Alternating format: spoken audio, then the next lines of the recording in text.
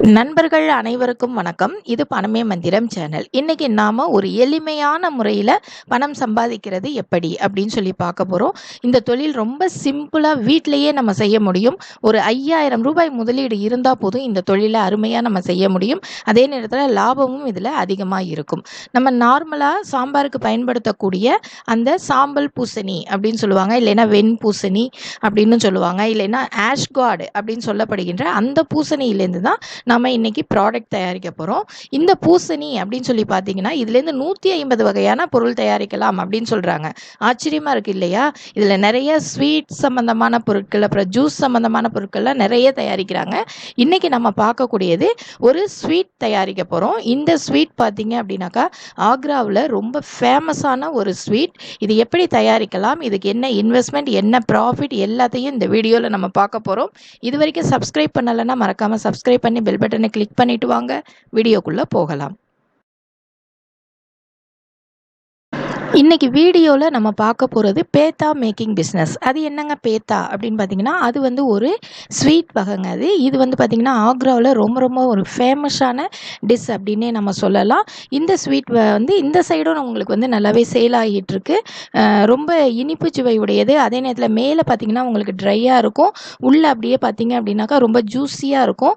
அதாவது சுகர் சிரப்பில் சேர்த்து இது நம்ம செய்வோம், அதனால ரொம்ப ஜூஸியாகவும் ஸ்வீட்டாகவும் இருக்கும். இது எப்படி செய்யலாம், இதுக்கு என்ன ரா மெட்டீரியல்னு பார்க்கலாம். இதுக்கு தேவையான ரா மெட்டீரியல் பார்த்தீங்கன்னாக்கா பூசணிக்காய், அதுக்கப்புறம் சர்க்கரை, அதுக்கப்புறம் பார்த்தீங்கன்னாக்கா லெமன், இவ்வளோ தான் நமக்கு வேணும்.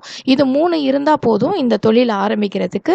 நம்ம இந்த பூசணிக்காய்களை எடுத்துக்கணும். எடுத்துட்டு அதை வந்து மேலே இருக்கக்கூடிய அந்த தோலை வந்து நல்லா சீவி எடுக்கணும்.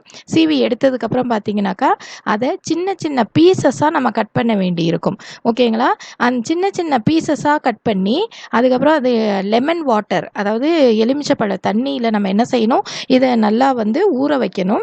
ரொம்ப நேரம் இதை ஊற வச்சதுக்கப்புறமா அதை திரும்ப எடுத்து வாஷ் பண்ணணும். ஒரு தடவைக்கு 2-3 தடவை திரும்ப வாஷ் பண்ணணும்.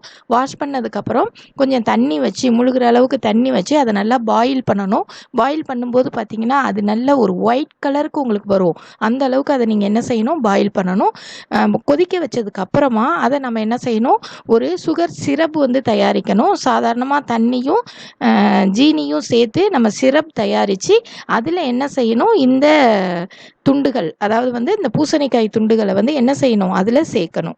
சேர்த்ததுக்கப்புறம் பார்த்தீங்க அப்படின்னாக்கா கொஞ்சம் நேரம் அதுலேயே இருக்கணும். இருந்ததுக்கப்புறம் வடிகட்டிட்டு ஒரு 12 மணி நேரம் வரைக்கும் இதை என்ன செய்யணும், காய வைக்கணும். காய வைக்கணும் வெயிலெல்லாம் கிடையாது, சாதாரணமாக வீட்டிலையே நார்மலாக வச்சாலே போதும். அதில் இருக்க தண்ணியெல்லாம் வடிஞ்சு, அதாவது அந்த சுகர் சிரப்பில் இருக்கக்கூடியது எல்லாம் இழுத்து உங்களுக்கு நல்லா ஒரு ட்ரை பதத்துக்கு வரும். அந்த மாதிரி வந்ததுக்கப்புறம் இதை எடுத்து நம்ம என்ன செய்யலாம், பேக்கிங் பண்ணி சேலுக்கு கொண்டு போகலாம். ஓகேங்களா? தயாரிக்கிறது ரொம்ப ரொம்ப ஈஸி. இந்த மாதிரி மெத்தடில் நம்ம தயாரிக்கும் போது பார்த்தீங்கன்னா ஒரு 2 டிப்பு தான் இதில். நம்ம கொதிக்க வைக்கும்போது நல்லா வெள்ளையாக வர்ற வரைக்கும் கொதிக்க வைக்கணும். அதுக்கப்புறம் பார்த்தீங்க அப்படின்னா சுகர் சிரப்பில் நல்லா ஊற வைக்கணும். அதுக்கப்புறம் அது நல்லா ட்ரை ஆகிற வரைக்கும் அதை வச்சுருக்கணும். மினிமம் வந்து ஒரு 12 மணி நேரம் வச்சுருக்கணும். அப்போ தான் வந்து அது நல்லா உங்களுக்கு ஸ்வீட்டாக உங்களுக்கு கிடைக்கும். ஓகேங்களா? இந்த மாதிரி கிடைச்ச பேத்தாவை நம்ம என்ன செய்யலாம், பேக்கிங் பண்ணி நம்ம சேலுக்கு கொண்டு போகலாம். இதுக்கு பார்த்தீங்க அப்படின்னா நீங்கள் நார்மலாக சாதாரணமாக சின்ன சின்ன கடைகளில் நீங்கள் வந்து சேல் பண்ண போகிறீங்க அப்படின்னாக்கா ஒரு நார்மலாக பண்ணிக்கலாம். எஃப்எஸ்எஸ்ஐ கூட தேவை கிடையாது. ஆனால் நீங்கள் நல்ல பெரிய அளவில் செய்ய போகிறீங்க அப்படிங்கும்போது ஒரு எஃப்எஸ்எஸ்ஐயும் ஒரு ஜிஎஸ்டி ரிஜிஸ்ட்ரேஷனும் பண்ணிக்கிறது ரொம்ப நல்லது. இந்த தொழில் செய்கிறதுக்கு பெரிய மிஷினரிஸ்லாம் ஒன்றும் தேவையில்லை. நம்ம வீட்டில் இருக்கக்கூடிய நார்மலான பொருட்களை வச்சே செய்ய முடியும். அப்போ நம்ம வீடுகள்லேருந்து இதை தயாரிக்கிறோம் அப்படிங்கும்போது ஒரு 5000 ரூபாய் முதலீடு இருந்தால் போதும். சாதாரணமாக இந்த பூசணிக்காயெல்லாம் பார்த்திங்கன்னா உங்களுக்கு ஒரு கிலோ வந்து ஹோல்சேல் ரேட்டில் நான் சொல்கிறேன், ஒரு 10 ரூபாயிலேருந்து 15 ரூபாய்க்குள்ளே நீங்கள் தாராளமாக வாங்க முடியும். அப்போ ஒரு 1500 ரூபா நீங்கள் முதல் வச்சுருந்தா கூட என்ன செய்யலாம், இந்த பூசணிக்காய் வாங்குறதுக்கு போதும். அதுக்கப்புறம் சர்க்கரை, இந்த மாதிரி விஷயங்கள் தான் நீங்கள் வாங்க போகிறீங்க. அப்போ ஒரு 5000 ரூபாய் இருந்தால் கூட இந்த தொழிலை பர்ஃபெக்டாக நல்லா பண்ண முடியும். இல்லை நாங்கள் கட் பண்ணுறதுக்கெல்லாம் எங்களுக்கு மிஷின் வேணும் அப்படின்னு சொல்லி சொன்னீங்கன்னாக்கா இந்த தொழில் செய்கிறதுக்கு ஒரு 3 லட்சம் வரைக்கும் நீங்கள் முதலீடு பண்ண முடியும். அதுவே பிளான் மாதிரி பெரிய அளவில் செய்யணும் அப்படின்னு நினச்சிங்கன்னா ஒரு 10 லட்சம் ரூபாய் வரைக்கும் முதலீடு தேவைப்படும். ஓகேங்களா? ஆக்ரா சைடில் இந்த ஸ்வீட்ஸ் தயாரிக்கிறதுக்கு நிறைய முதலீடு போட்டே செய்கிறாங்க. ஆனால் இந்த சைடு நம்ம ஹோம்மேடாக கூட இதை என்ன செய்யலாம், தயாரிக்கலாம். இதில் வந்து நம்ம பூசணிக்காய் வந்து பார்த்திங்கன்னா ஒயிட்டாக இருக்கும். ஆனால் அதுக்கப்புறம் பார்த்திங்கன்னா அதில் நம்ம கலர்ஸ் சேர்த்தோம் அப்படின்னாக்கா கலராக எந்த கலரில் வேணாலும் நம்ம என்ன செய்யலாம், இதை வந்து சேல் பண்ணலாம். சாதாரணமாகவே இது நார்மலாக ஒரு பிங்க் கலரில், க்ரீன் கலரில், ஒயிட் கலரில் இந்த மாதிரியெல்லாம் இது சேல் ஆகிட்டு இருக்கு. அப்படிங்கிறது தான் இதோட ஸ்பெஷல். பார்க்குறதுக்கே ரொம்ப அழகாகவும் இருக்கும். ஓகேங்களா? அப்போ இதில் என்ன ப்ராஃபிட் கிடைக்கும் அப்படின்னு சொல்லி பார்த்தீங்கன்னாக்கா, ஒரு 40% வரைக்கும் நீங்கள் இதில் லாபம் பார்க்க முடியும். நார்மலாக பார்த்தீங்கன்னா இந்த மாதிரியான தொழிலில் உங்களுக்கு மூலப்பொருள் அப்படிங்கிறது ரொம்ப கம்மி, ஆனால் விற்கக்கூடிய விலை அப்படிங்கிறது ரொம்ப அதிகம். அதனால் இதில் செய்முறை அப்படிங்கிறதும் ரொம்ப சின்ன செய்முறை தான். 40% வரைக்கும் இதில் லாபம் பார்க்கலாம்.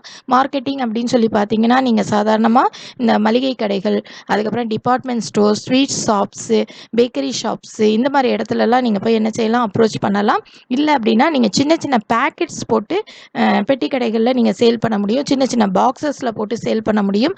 இந்த மாதிரி எல்லா வகையிலையும் இதை நம்ம என்ன செய்யலாம், வியாபாரத்துக்கு கொண்டு வரலாம். ஸ்வீட் அப்படிங்கிறதுனால எல்லாருக்குமே பிடிக்கும். அது குழந்தைகள்லேருந்து பெரியவங்க வரைக்கும் எல்லாருமே நல்லா விரும்பி சாப்பிடக்கூடிய ஒரு பொருளாக இருக்கிறதுனால இந்த பிஸ்னஸை கொஞ்சம் ஈஸியாக நம்ம கொண்டு போய் ஜனங்கள்கிட்ட சேர்க்க முடியும். இந்த வீடியோ உங்களுக்கு பிடிச்சிருந்தா லைக் பண்ணுங்கள், ஷேர் பண்ணுங்கள், மறக்காமல் சப்ஸ்கிரைப் பண்ணுங்கள். தேங்க்ஸ் ஃபார் வாட்சிங்.